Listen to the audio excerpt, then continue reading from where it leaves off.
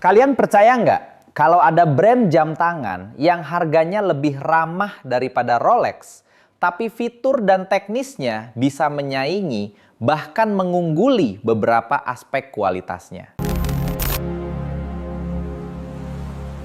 Halo sahabat PGJ Watches, kembali lagi bersama saya Spinky Wijaya Kusuma. Video ini bukan untuk menjatuhkan Rolex, karena Rolex tetap menjadi benchmark di banyak aspek. Tapi yang sering tidak disadari adalah banyak brand lain yang menawarkan build quality, finishing, teknologi movement, dan material modern yang kualitasnya saat ini bisa bersaing dengan Rolex dengan harga yang jauh lebih bersahabat. Dan di video ini kita akan membahas jam tangan yang punya value to quality terbaik dibanding kelas harganya. Dan bisa menjadi alternatif bagi kalian yang ingin kualitas tinggi tanpa harus mengeluarkan biaya puluhan hingga ratusan juta. Sebelum masuk ke daftar jam tangannya, kita harus tahu dulu apa arti dari outperform Rolex ini. Outperform di sini bukan soal gengsi, bukan brand value, dan bukan prestige sosial.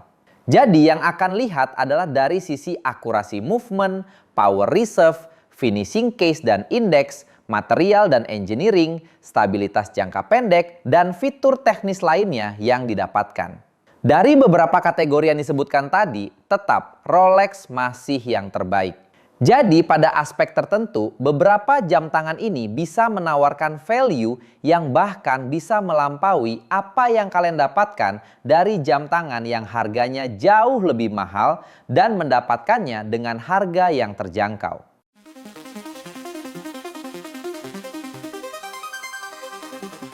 Industri horologi sudah berkembang sangat pesat dalam beberapa dekade terakhir.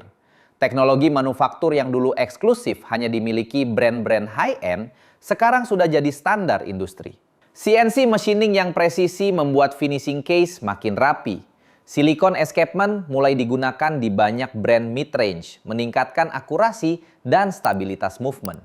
Material seperti sapphire, titanium, dan seramik yang dulu mahal, sekarang sudah jadi norma. Dan brand independen, terutama Jepang dan Swiss, kini semakin agresif memberikan value tinggi untuk bersaing dengan raksasa industri. Hasilnya, ada jam tangan yang secara teknis bisa unggul, meski harganya hanya sepersekian dari Rolex.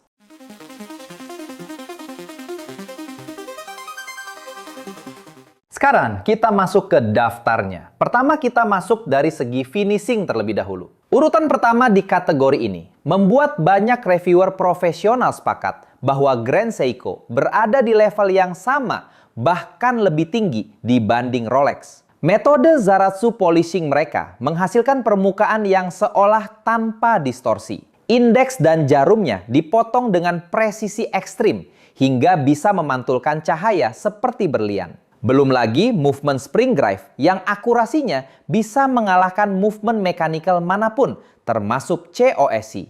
Ini adalah salah satu contoh nyata jam tangan yang bisa mengungguli Rolex dari segi finishing dan akurasi mesin. Kedua, ada Tudor Black Bay series. Tudor tidak bisa dipisahkan dari hubungan sejarahnya dengan Rolex, tapi mereka bukan sekedar adik kecil.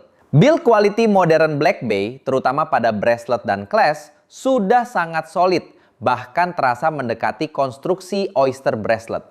Movement MT mereka punya power reserve lebih dari 70 jam dan stabilitas yang sangat baik. Dengan harga yang jauh lebih terjangkau, kualitas Tudor membuat banyak orang mengatakan bahwa secara value, Tudor lebih masuk akal dibanding Rolex. Ketiga dari sisi finishing ada Oris Aquis. Brand diver independen yang kualitas build-nya sering dibandingkan langsung dengan Submariner. Aquis punya case yang sangat kokoh.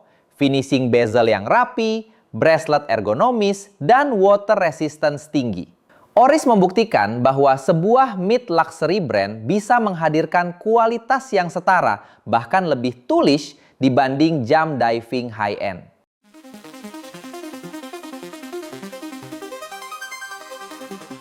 Setelah finishing dan build quality, sekarang kita bahas movement. Pertama di kategori ini ada Longines Spirit Zulu Time atau Hydro Conquest. Brand yang berada di bawah satu atap bersama Omega di Swatch Group ini memiliki perkembangan teknologi yang meningkat sangat pesat. Seri Zulu dan Hydro Conquest terbaru dilengkapi silikon balance spring, anti-magnetik tinggi, power reserve besar, dan banyak yang lulus sertifikasi kronometer. Secara angka, akurasi dan stabilitasnya bisa menyamai bahkan mengungguli Rolex entry level generasi sebelumnya. Kedua, ada Citizen, The Citizen, dan Series 8. Kalau bicara akurasi, Citizen bisa menghajar mechanical watch manapun. High accuracy quartz, mereka punya deviasi kurang lebih 5 detik per bulan. Bukan per minggu, bukan per hari, tapi per bulan. Bahkan model Mechanical Series 8 mempunyai finishing case yang tajam dan movement yang sangat stabil. Ini adalah bukti bahwa Jepang sangat serius dalam kompetisi kualitas. Dan terakhir di kategori ini ada Tissot Powermatic 80. Tissot memang brand Swiss affordable, tapi movement Powermatic 80-nya adalah revolusi. Dengan 80 jam cadangan daya dan teknologi Nivacron, movement ini menawarkan performa yang secara value sangat sulit dikalahkan dengan yang ada di kelasnya.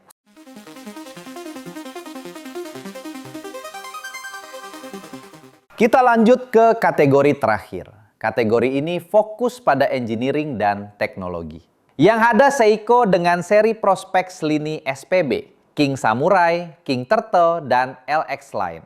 Seiko punya reputasi kuat untuk durability ekstrim. Banyak diver mereka sudah memenuhi standar sertifikasi ISO, sudah menggunakan material titanium, memiliki loom terbaik di dunia dengan Lumi Bright yang dikembangkan langsung oleh Seiko, dan finishing case yang mengesankan, terutama di lini SPB dan LX. Dalam hal ketahanan, struktur case, loom, dan shock resistance, banyak model Prospex dapat mengungguli Rolex dalam konteks tool watch sesungguhnya. Menurut kalian, jam tangan mana yang paling overperforming dibanding harganya?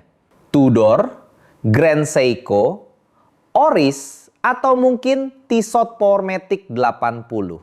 Tulis pendapat kalian di kolom komentar ya. Dan buat kalian yang suka konten seperti ini yang membahas jam tangan mewah dan keren lainnya, jangan lupa like, subscribe, dan aktifkan loncengnya. Dan kita bertemu lagi di video berikutnya. See you, bye-bye!